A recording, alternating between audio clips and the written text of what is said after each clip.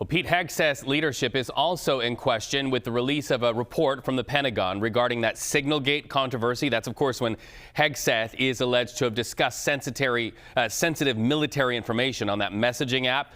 He accidentally included a reporter in the chat. And here's your headline from that Pentagon report. Their own internal watchdog says Hegseth could have endangered American soldiers and service members. The journalist included on that chat is Jeffrey Goldberg of The Atlantic. So in a post on X, Hegseth digs in his heels, writing, "No classified information, total exoneration, case closed. Houthis bombed into submission. Thank you for your attention to this IG report." So let's go live to CBS News senior national security correspondent Charlie D'Agata. Charlie, Hegseth says no classified information, total exoneration, but is it?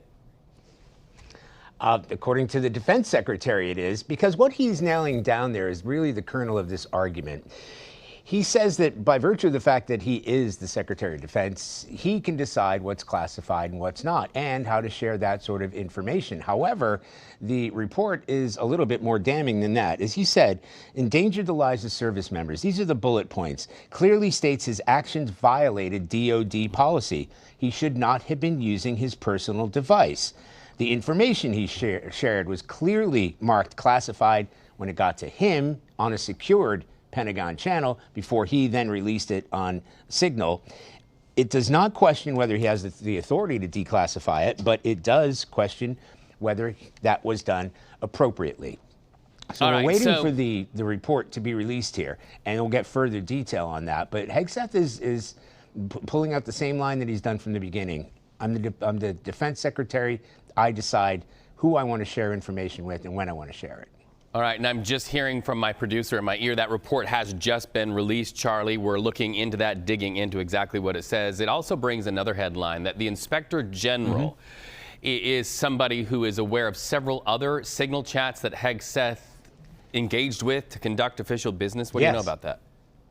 Well, this is important to note, too, Reed, that he did not sit for an interview with the Inspector General, so he wasn't cooperating. He also wouldn't release his own messages. In fact, they had to go back to The Atlantic that you mentioned, which is where this all came to light, because he sent it to Jeffrey Goldberg of The Atlantic inadvertently, because Mike Waltz included him in that chat.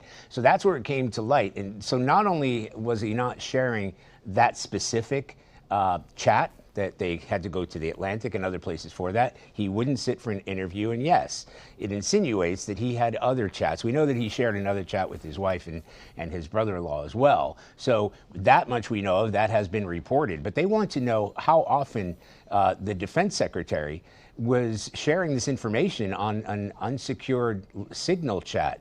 And as has been pointed out, including inside that review that we do know of, the reason it could have endangered the lives of service members, that yes, maybe the Houthis, which is what this campaign is all about, they were bombing the Houthis, telling them when the F-18s were taking off, when they were dropping the bombs, specifically, pretty much as it was happening.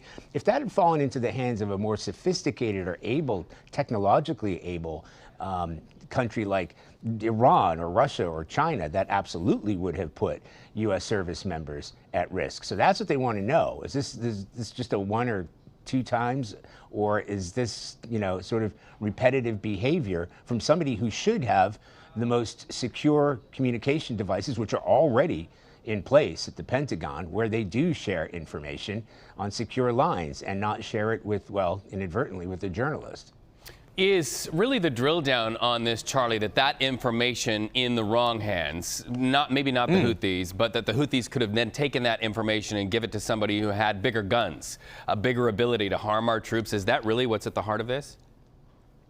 Well, Reed, we can't even report military operations, usually within 24, sometimes 48 hours after the fact, when they've happened, because the most important job for the Secretary of Defense is to force protection, is to look after the service members. So when you're actually sending this information out while those aircraft are in the air, where you've got pilots that the adversary is trying to shoot down, and you're pretty much telling them where they're going to be and when they're going to be dropping the bombs, this is absolutely going to imperil or jeopardize the well-being and the lives of U.S. service members. I mean, that's pretty cut and dry. So, Charlie D'Agata, we know you have so many more details to dig in as this report is released. We anticipate talking to you in future moments here on CBS News 24/7. Always great to talk to you. Thank you.